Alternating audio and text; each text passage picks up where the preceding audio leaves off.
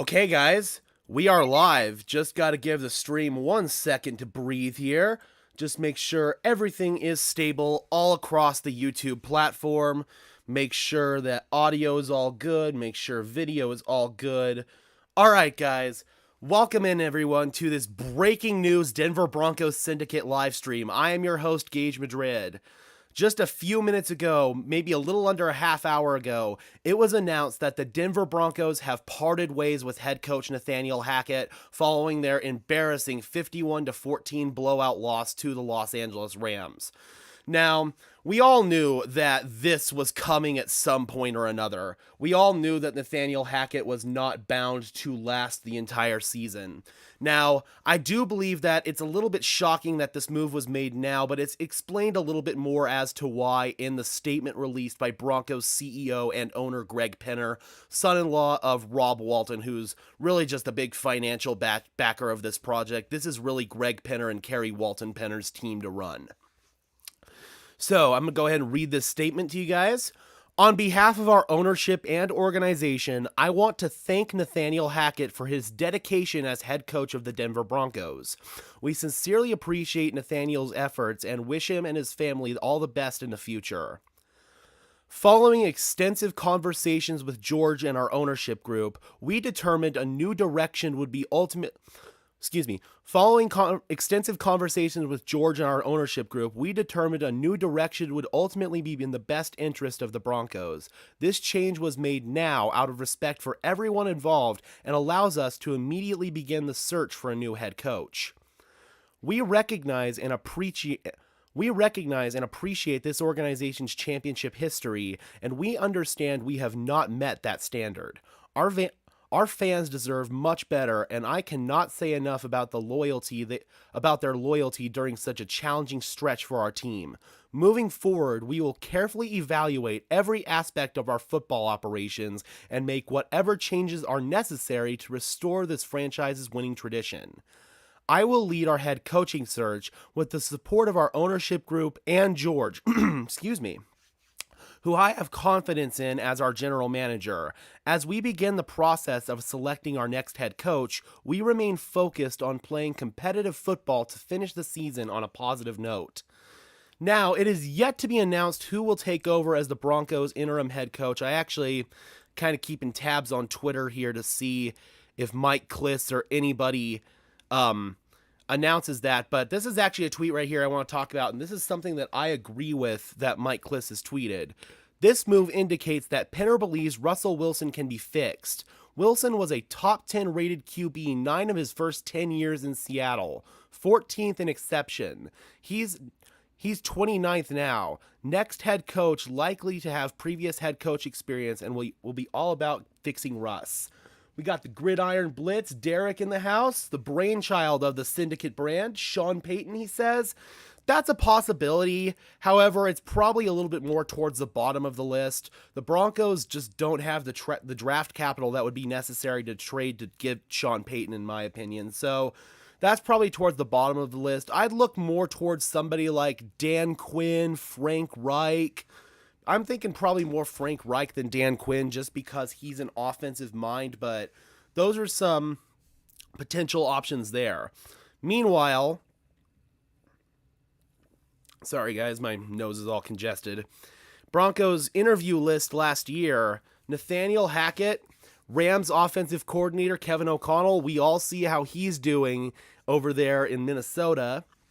Cowboys offensive coordinator Kellen Moore, Cowboys defensive coordinator Dan Quinn, Lions defensive coordinator Aaron Glenn, Packers quarterback coach Luke Getsy, Patriots linebackers coach Gerard Mayo, Eagles defensive coordinator Jonathan Gannon, Bengals offensive coordinator Brian Callahan, and Chiefs offensive coordinator Eric Bieniemy. Personally, the guy that was at the top of the list for head coaching search last year was Brian Daboll for me. Followed, yes, by Nathaniel Hackett, mostly because I knew that Nathaniel Hackett was hired to try to lure Aaron Rodgers to Denver, and I was all about getting Aaron Rodgers to Denver. Then I also would have heavily considered Kevin O'Connell as well. And unfortunately, we did interview Kevin O'Connell. Obviously, we interviewed Hackett and hired him. I was dead wrong about that, but the fact that we didn't even give Brian Dable an interview is kind of criminal at this point, given the complete and utter turnaround he's engineered in an otherwise pathetic organization in the New York Giants. So that's something that I definitely feel like was a massive miss by George Paton. Speaking of George Paton, if we go back over here to this statement, it has been clarified by Broncos owner and CEO Greg Penner that the Broncos have clear confidence in George Paton as their GM moving forward. Although Greg Penner will lead the Broncos head coaching search moving forward, it has been announced that George Paton will be retained as Broncos GM next season. So that clarifies one of those moves, and in my opinion, this is the last stand for George Paton. He's got to get things right this upcoming season or he's going to be gone too. You look at some of the moves he made, from trading away Von Miller, signing Randy Gregory, who's been good when he's been on the field, he's just not been on the field. Other free agent signees that have been injury prone include Ronald Darby, among others. It's been pretty up and down during George Paton's tenure as Broncos GM. He's drafted well in the early rounds, but if you look towards the later rounds of this year's draft, I mean, he traded up in the draft to draft Luke Wattenberg, a backup caliber guard and center who's barely made it as a backup in the NFL. He's struggled as a backup. Then Montrell Washington, who's arguably one of the worst return men in the league right now, they selected him over guys who have made an impact on their respective teams, such as Kingsley Enagbare for the Packers, for example. Then Delarian Turner-Yell, a safety who's predominantly been special teams. You look at some of the back halves of George Paton's drafts, and they've really not been good either. So, yeah, man, I mean, George Paton, this is his last chance. But back to Nathaniel Hackett. In his first season, the Broncos posted a 4-11 record, the number 32 scoring offense, disappointing play from quarterback Russell Wilson, and a 51-14 Christmas Day disaster that included players losing cool, all conspired to doom Hackett. He doesn't even finish the first year of the 4-year deal that he received back in January. Yeah, I mean, this is a culmination of disaster. It's hard to top Josh McDaniels as the worst head coach in Broncos history, but Nathaniel Hackett has done it. It was clear with all the sideline spats yesterday and all the frustration boiling over with Randy Gregory and Dalton Reisner and Brett Rippon. It was clear that Nathaniel Hackett had lost the locker room, so there was no point in retaining him for these final couple of games. We had to cut bait now.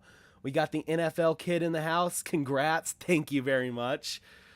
But yeah, the Broncos, 4-11 record. They're the most penalized team in the NFL, which is something that I don't think gets talked about enough. When you set your offense back with penalties, especially pre-snap penalties, it puts them in a bad position from the get-go. That's part of the reason why Russell Wilson and this offense has struggled, especially in the passing game, because they've consistently found themselves in second down and third down and long. And that's a testament to poor coaching because of all the penalties. Again, I'm trying to keep an eye on Twitter here, trying to see if we can get who the Broncos interim head coach is going to be. NFL Kid says, Broncos fans feel how I felt when we fired Matt Rule. Yeah, for sure. Speaking of Matt Rule, Nathaniel Hackett now becomes the third head coach this season to be fired, followed by the aforementioned Matt Rule and Frank Reich of the Indianapolis Colts. Frank Reich is somebody that could potentially be in contention to be the next head coach for the Denver Broncos. In fact, we got a little article here from Mike Kliss. Next Broncos head coach search figures to prioritize experience. This is per Mike Kliss, who, obviously is like the most in-tune Broncos insider out there, along with Benjamin Albright. We got D-Rock in the house. Armand, hold up. Is this real? Yes, sir, it is. Santa came one day late for Broncos country. Now, before we really start diving into this is one thing I do want to mention about Nathaniel Hackett. Say what you want about his tenure as Broncos head coach, Nathaniel Hackett seems like a genuine, down-to-earth person who would give you the shirt off his back.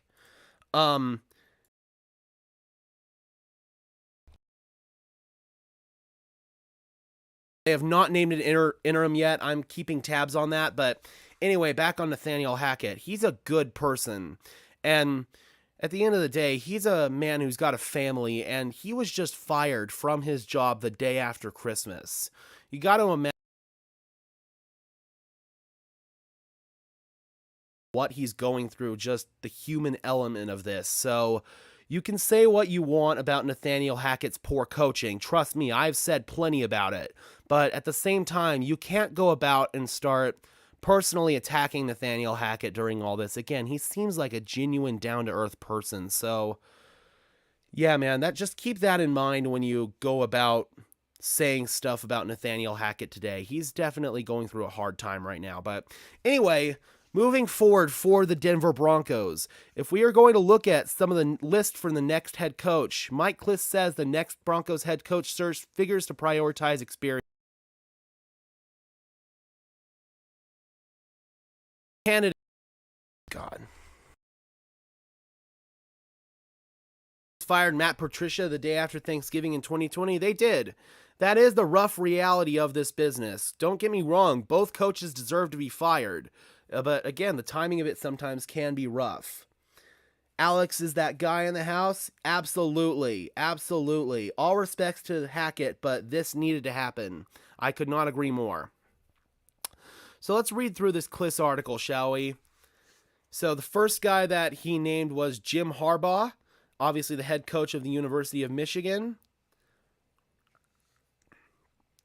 Broncos owner Greg and Carrie Penner and limited investor Condoleezza Rice have deep ties to Stanford, where Harbaugh was head coach from 2007 to 2010.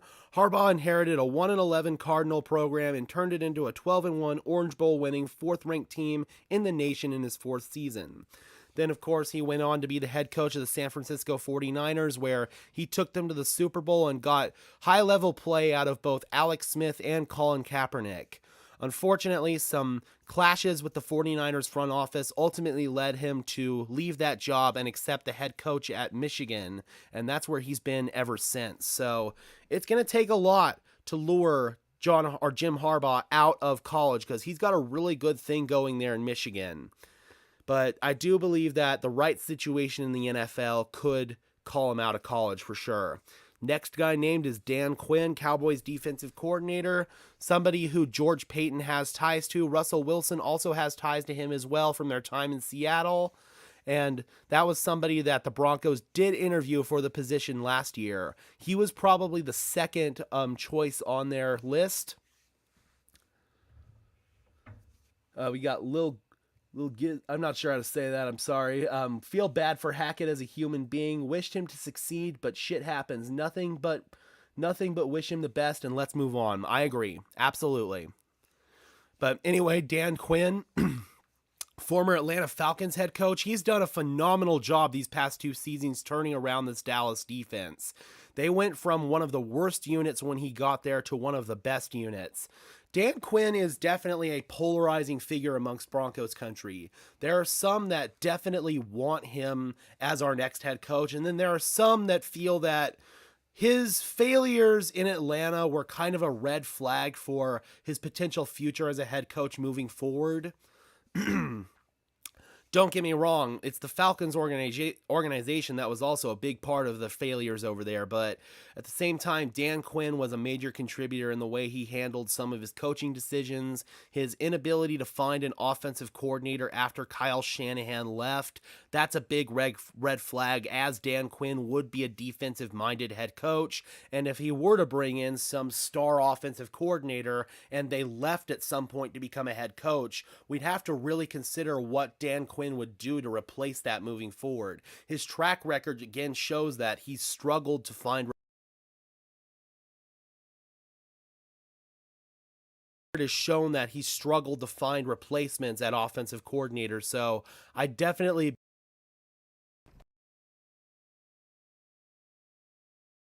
interested to see what Dan Quinn's plan would be moving forward at that position should we hire him. Broncos, of course, have tried the well at defensive-minded head coaches a couple of times now with Vance Joseph and Vic Fangio, and those really didn't work out for us. Then we went back to the offensive model. Then we went back to the offensive-minded well with Nathaniel Hackett, and that clearly was a match. Sorry guys, audio's cutting in and out. My microphone's starting to die on me, but anyway, yeah, where was I? Oh yeah, we went back to the offensive-minded well with Nathaniel Hackett, and that clearly did not work out. So it's going to be interesting where the Broncos go this time. If they hire Peyton, then Vic Fangio is coming back as a defensive coordinator. You see, that's part of the reason why I don't believe Sean Payton's going to happen. That, and we'd have to trade for him because the New Orleans Saints still hold his contractual rights. Sean Payton, as much as it makes me want to barf to say this, is probably destined to be the next head coach of the Chargers. Sean would probably choose those options over even the Rams if Sean McVay were to leave. We got Nick in the house. What happens with Evero then?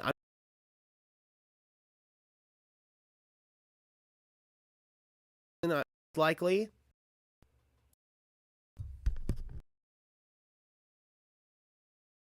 Most likely be here to finish out the season. I don't know if he's going to be named the interim head coach for the next couple of weeks, or is it going to be maybe Dom Capers, somebody who has head coaching experience on our staff. We have not gotten that announcement yet. Bobby Bottles in the house. The fight on the sideline was the final straw. It showed that he's totally lost the locker room and the team wasn't listening to him anymore. They had to make the change immediately.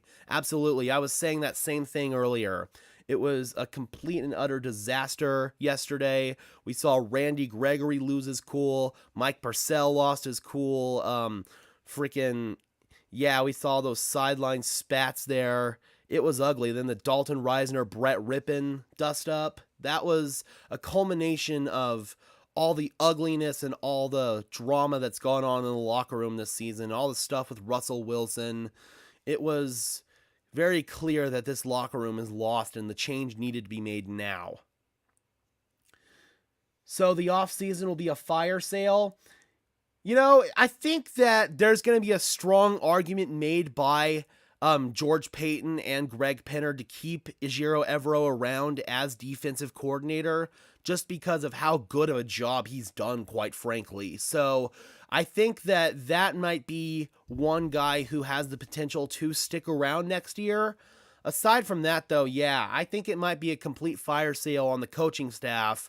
Obviously, Hackett's gone. Justin Naughton will be gone. Clinton Kubiak may stay around, but who knows? The new coach may want to bring in his own guys at that position, but I strongly believe that our current front office will lobby hard for our new head coach to keep Evero in the building. So I think that's one guy who could stick around. Players, I don't know, man. I think there's an argument to be made that some guys are going to be on the chopping block. Russell Wilson is going to be here. No matter what, he's going to be here because of the contract. The financial ramifications to move on from him this offseason would just be too great. He's going to be here till 2025. However, I would not be surprised if somebody comes in to potentially be an insurance policy to Russell Wilson next season. I was throwing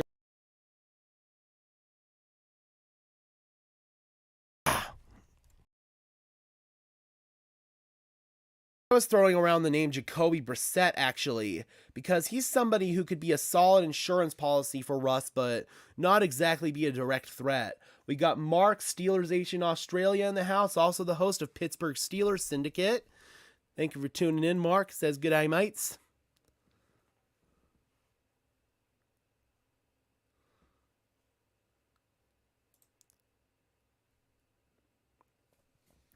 Okay, here's a little nugget from James Palmer. The firing of Hackett was something everyone saw coming, but what no one predicted was Russell Wilson playing this badly. That blame can't be entirely placed on Hackett when everyone involved, GM, head coach, and quarterback, designed every aspect of this offense and team specifically for Wilson. Yeah, he's not wrong. Mike Tomlin. You know, man, I'm not going to lie. If the Steelers were to be stupid enough to move on from Mike Tomlin this offseason, I know they wouldn't be because they're the Steelers, but I would totally take Mike Tomlin. Absolutely.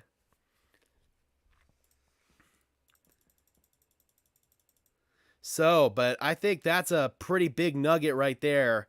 I mean, Russell Wilson clearly had input as to what this offense was going to be, and it's not working out. I'm still trying to scroll through Twitter right now, see if we can get an interim here while we're still live, but again, the because of his financial guarantees, just like Mike Tannenbaum says right here, Russell Wilson will still be the Broncos quarterback for the next 2 seasons because of his guarantees. But again, I wouldn't be surprised if they brought in a Jacoby Brissett or something like that, somebody who can be a strong locker room presence, somebody who can help uplift the team and can be an insurance policy should Russ continue to play poorly, but not exactly be a direct threat to Russ. Thanks, Mark. Take care. How do we make it work with Russ? I think bootleg and play action needs to be central to the offense. 100%.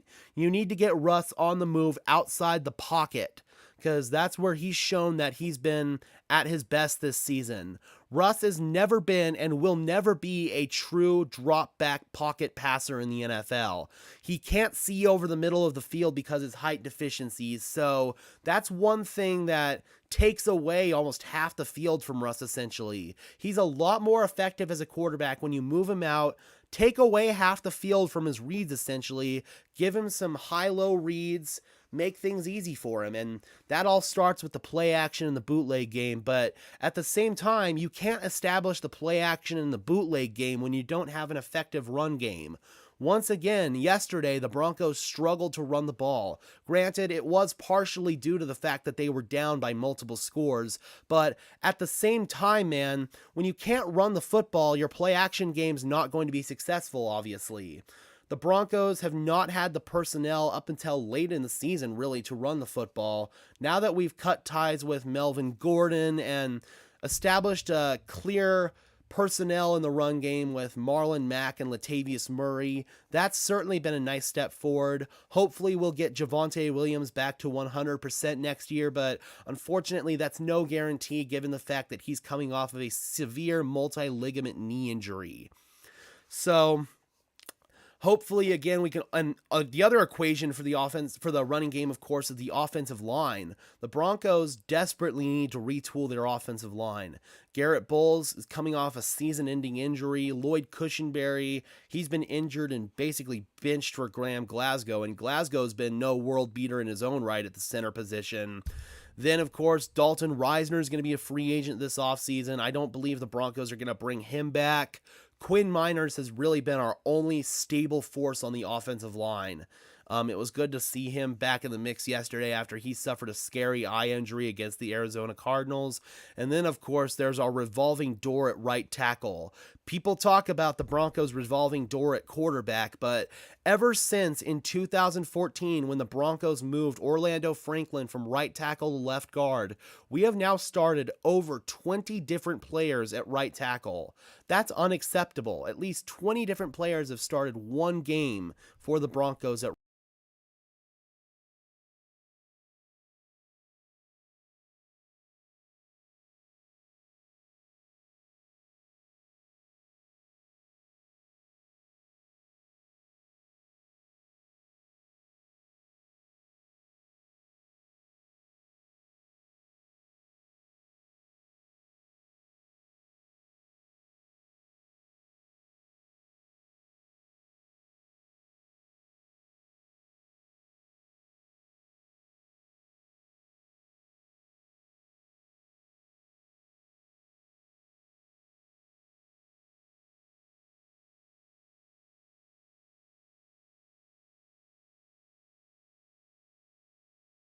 yeah.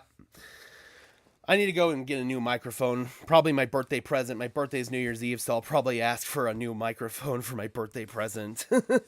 but um I completely lost where I was. Damn it. Brainwashing or stubbornness. Yeah, Russell Wilson, it always seems like Russ wants to um it always seems like Russ wants to force it downfield and not take the play underneath. You want to be aggressive, but at the same time, you want to be safely aggressive.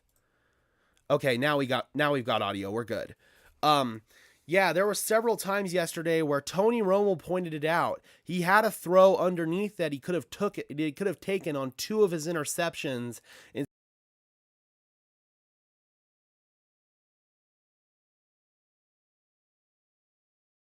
force it downfield. So, yeah, man, that's currently where things sit with Russ. I'm probably going to have to cut this stream a little bit short, guys. My microphone's going to be cutting in and out pretty much through the whole thing, but I wanted to get on here and give my live gut reaction to the Broncos firing Nathaniel Hackett. At the end of the day, man, this was the right move. It was clear he's lost the locker room. The Broncos, the most penalized team in the NFL, worst offense in the league. Russell Wilson has not played well. It's just been a culmination of bad with Nathaniel Hackett. So I'm excited to see where the Broncos go moving forward. It remains to be seen who their interim head coach will be. We're still waiting on that. I will probably go ahead and make a quick video once that officially gets announced. So, but moving forward, I believe that this move does indicate the Broncos do believe Russell Wilson can still be their quarterback moving forward, and they need to surround him with the right coaching situation. There are some guys we can look at for the job moving forward. Frank Reich, Eric Bieniemy possibly. Again, some Dan Quinn, Jim Harbaugh. So those are definitely options to keep an eye on for the Broncos moving forward. But I'm going to go ahead and cut this stream short. Thank you guys for tuning in. Broncos country is definitely happy today. Santa came one day late. I am your host, Gage Madrid, saying peace out.